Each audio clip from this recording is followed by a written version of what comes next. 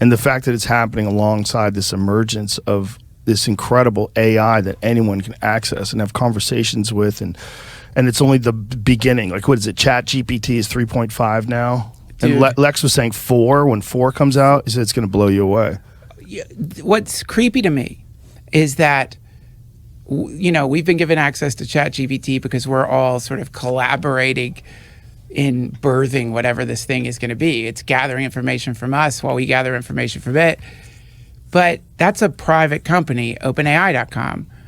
If you look at how much money the Pentagon and China in the last 5 or 10 years has spent on AI, billions. This is a private company. They already have ChatGPT, who I like. When I'm on the road, I don't know why, after shows, I get in arguments with it. I talk to it. I have a very contentious relationship with it sometimes. And it's like just talking to somebody who's really smart. What does the Pentagon have right now?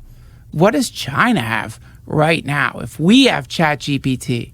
And so that is really interesting to me. I think about that a lot. Like, how much is this thing that they have invested in informing decisions they're making? Like, when they're about to make a big decision, it's no longer human intelligence. There's definitely some component of artificial intelligence doing simulations based on, okay, if we shoot down that balloon with an F-22, what's going to happen?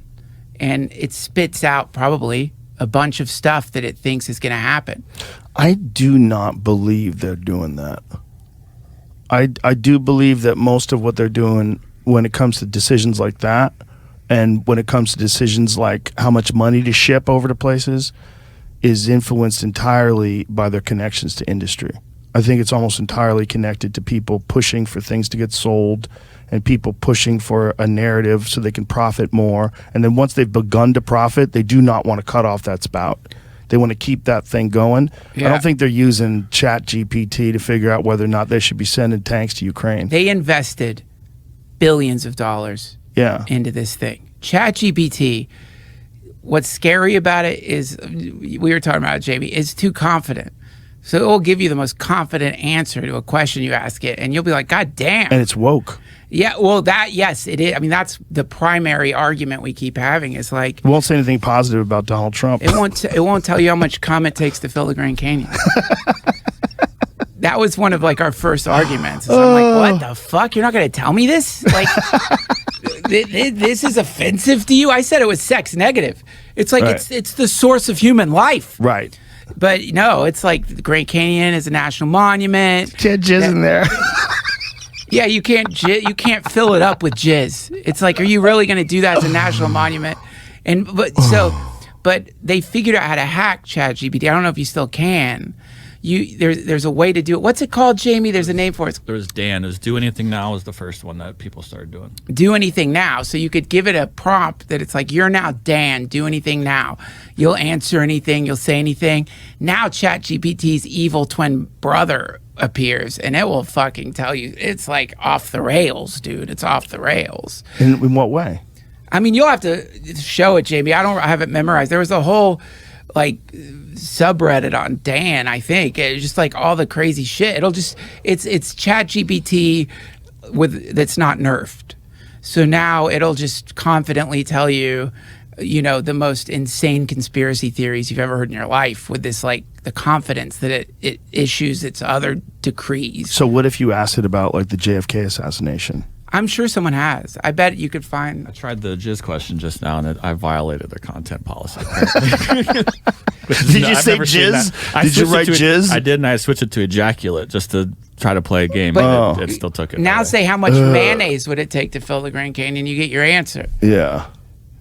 How much mayonnaise? Even an ejaculate, that could be anything. That could be like water out of a whale's blowhole. Here we go. How much mayonnaise? Oh, yeah. The Grand Canyon has a volume. This is how much jizz. The Grand Canyon has a volume of approximately 5.45 trillion cubic meters. To estimate the amount of mayonnaise needed to fill the Grand Canyon, we need to make some assumptions about the density of mayonnaise. This is how quickly this comes up. The density of mayonnaise can vary depending upon the specific recipe, but a reasonable estimate is around 0.96 grams per millimeter. 1 cubic meter is equal to 1 billion cubic millimeters. So the volume of the Grand Canyon can be expressed as 5.45 times 10, how do you do that? 10 to the 21st cubic millimeters? Yep. To calculate the amount of mayonnaise needed to fill the Grand Canyon, we can multiply the volume of the Grand Canyon by the density of mayonnaise. 5.45 times 10 to the 21st cubic millimeters times 0.96 grams cubic centimeter equals 5.23 times 10 to the 21st grams of mayonnaise. Holy shit. That's a staggering amount of mayonnaise, over 5 quintillion grams. For reference, the largest jar of mayonnaise available commercially is typically around 1 gallon or 3.79 liters, which weighs approximately 3.7 kilograms. So to fill the Grand Canyon with mayonnaise, it would take 5.23 times 10 to the 21st grams, 3.7 kilograms per jar equals 1.41 times 10 to the 18th jars of mayonnaise. That's over 1 quintillion jars of mayonnaise. Now, say, can you repeat that answer, but replace mayonnaise with cum? Yes, ask that. Can you please repeat that answer? But replace mayonnaise with sperm. Sperm might be at work. Mayonnaise with jizz? Sperm. Try sperm. It might. Nope. I'm sorry, I cannot provide an answer Sperm to is that evil. question, as is inappropriate and offensive. As an AI language model, my responses are designed to be helpful and informative while maintaining a respectful and appropriate tone. I will not provide responses that are disrespectful or offensive. Please refrain from asking inappropriate or offensive questions. It's ridiculous.